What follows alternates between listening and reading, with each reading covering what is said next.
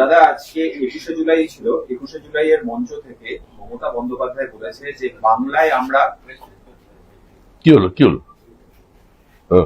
মমতা বন্দ্যোপাধ্যায় 21শে জুলাইয়ের মঞ্চ থেকে ঘোষণা করেছেন যে বাংলায় আমরা এবার ইন্ডিয়া জোট লড়বো বিজেপির বিরুদ্ধে, অর্থাৎ কংগ্রেসকে সঙ্গে নিয়ে তিনি যে লড়বেন সেই বার্তাটা আজকে তিনি দিয়েছেন। বাংলার মানুষ এ নিয়ে কোনো ভাবছেন না তো। মমতা বন্দ্যোপাধ্যায়ের যে দল তৃণমূল, সেই দলটাই নির্মূল হয়ে গেছে। এখন ওরা মালিকানা নিয়ে নিজেদের মধ্যে লড়াই চলেছে। 13টা না কটা শুনেছি ব্যাংকের অ্যাকাউন্ট আছে, সেটার জন্য লড়াই। ওইসব লড়াই টড়াই করে সব সেটেল করুক, তারপর দেখা যাবে। ইন্ডিয়া জোটে কোথায়? তৃণমূল কেউ নেবে না। তৃণমূলকে যে ধরবে সে শেষ। কেজরিওয়াল ধরেছিল শেষ। তৃণমূলের কোনো ভবিষ্যৎ নেই, আর তৃণমূল দলই নেই, সেটা নিয়ে আলোচনা কিসে। বাংলায় তৃণমূলের একটা অস্তিত্বের সংকট। মমতা ব্যানার্জি আজকে ঘোষণা করেছেন যে তিনি ককরোচ পার্টি সমর্থনে যন্তর মন্তরে আসবেন। তিনি যিনি নিজেকে রয়্যাল বেঙ্গল টাইগার বলতেন, যিনি লড়াইয়ের ময়দানে নেমে বলতেন আমাকে ছেলেও ধরতে পারো, আমাকে মেয়েও ধরতে পারো, যার একটা নির্দিষ্ট সংঘর্ষের রাজনৈতিক অতীত আছে, 3বারের জন্য মুখ্যমন্ত্রী হয়েছেন, অতীতে কেন্দ্রীয় মন্ত্রী ছিলেন, এ তো বাঙালির লজ্জা। শেষ পর্যন্ত তিনি প্যারাসাইট হবেন, পরজীবী হয়ে যাবেন। এটা আমার খারাপ লাগে শুনে। বিজেপি বিরোধী সব রাজনৈতিক দলগুলোকে আজকে একজোট হওয়ার আহ্বান জানিয়েছেন মমতা বন্দ্যোপাধ্যায়। বিজেপি বিরোধী সমস্ত রাজনৈতিক দলকে জোটবদ্ধ হওয়ার আহ্বান। আরে সোনার টুকরো ভাইদের আগে এক জায়গায় করুন, তারপরে তো দলকে এক জায়গায় করবেন। আগে তো তিনি একদম রাহুল গান্ধীকে চ্যালেঞ্জ করে দিয়েছিলেন, কংগ্রেস দলের অথরিটিকে চ্যালেঞ্জ করে খাড়গেজির নাম ঘোষণা করে দিয়েছিলেন। এখন এতদিন পরে হঠাৎ উনি ডাকবেন, সাড়া দেবেন, মানুষ দিলে ভালো। আজকে যারা সম্প্রতি তৃণমূল থেকে বিজেপিতে যোগদান করেছেন তাদেরকে উনি চোর বলেছেন, এবং উনি বলেছেন যে চোরগুলো বিজেপিতে চলে গেছে, আমরা বেঁচে গেছি। উনি বলেছেন চোরগুলো বিজেপিতে চলে গেছে, আমরা বেঁচে গেছি। যারা সম্প্রতি তৃণমূল থেকে বিজেপিতে এসছে তারা সবাই চোর, মমতা ব্যানার্জি বলেছেন। তার মানে এরা যে চোর ছিল উনি আগেই জানতেন, তখন তো কিছু করেননি।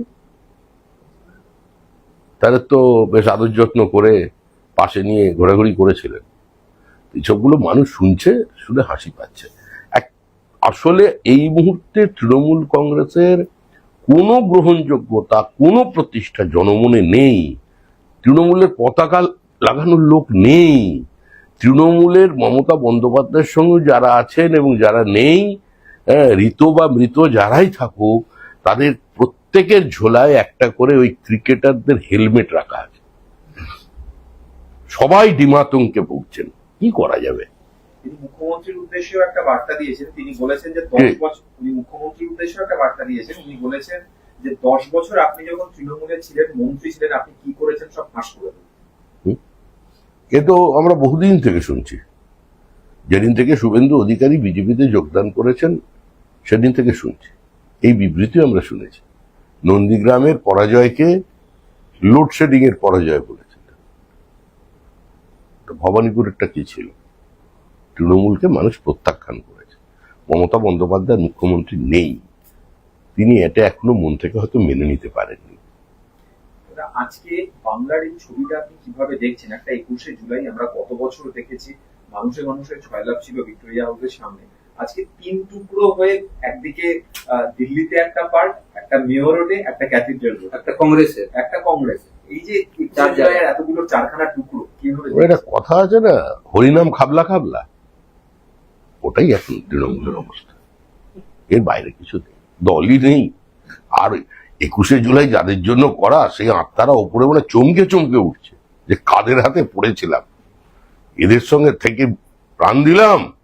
আর আমাদের মঞ্চে পাগলু ড্যান্স অনেকদিন আগেই তারা সদ্গতি করে নিয়েছেন নিজের। 21শে জুলাইয়ের সঙ্গে আর কারোরই কোনো সম্পর্ক নেই। মমতা বন্দ্যোপাধ্যায় বলছেন কি জেলের ভাত খাওয়া ভালো বিজেপির ভাত খাওয়া থেকে। জেলের ভাত খাওয়া ভালো বিজেপির ভাত খাওয়া থেকে।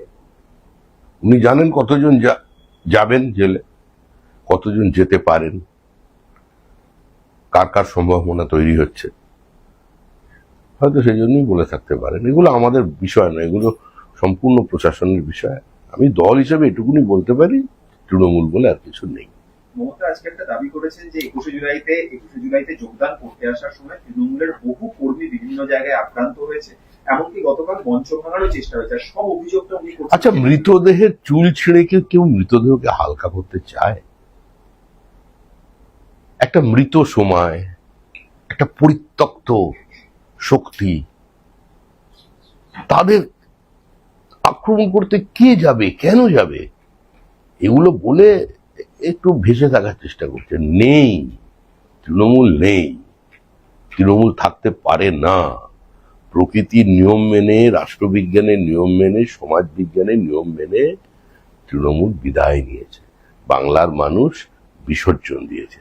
আমি আগেও আপনাদের 1 বছর আগে বলেছি যে 26-এর নির্বাচন তৃণমূলের বিসর্জন।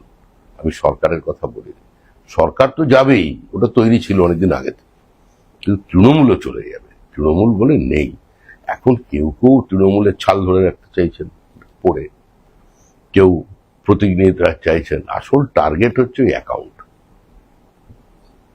কিন্তু প্রচুর লোক হয়েছিল আজকে মমতা বন্দ্যোপাধ্যায়ের আহ্বানে 21শে জুলাইয়ের সভায়। সব থেকে বেশি লোক আজকে মমতা বন্দ্যোপাধ্যায়ের সভাতেই হয়েছে। কোথায় সব থেকে বেশি মানুষের সভাটা ভিড় কোথায় হয়েছিল? ব্রিগেডে? ভিক্টোরিয়া ও, ভিক্টোরিয়া। ক্যাথিড্রাল। বেড়াতে যায় অনেক মানুষ পায়। মমতা বন্দ্যোপাধ্যায় রাজ্যের মুখ্যমন্ত্রী ছিলেন, আর এখন সেরকম প্রচন্ড গরম কলকাতায় নেই। ওই চত্বরে এমনি লোকজন থাকে, দেখতে যেতেই পারে।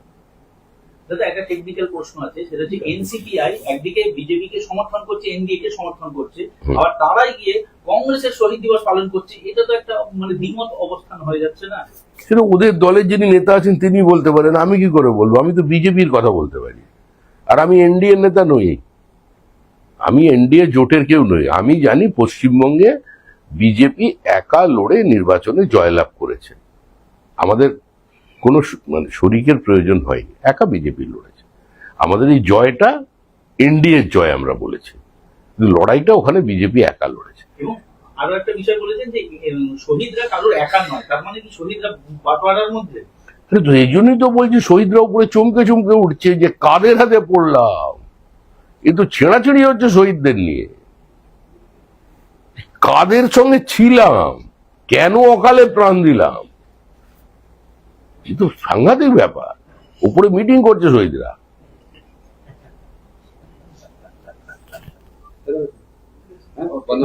বন্ধ।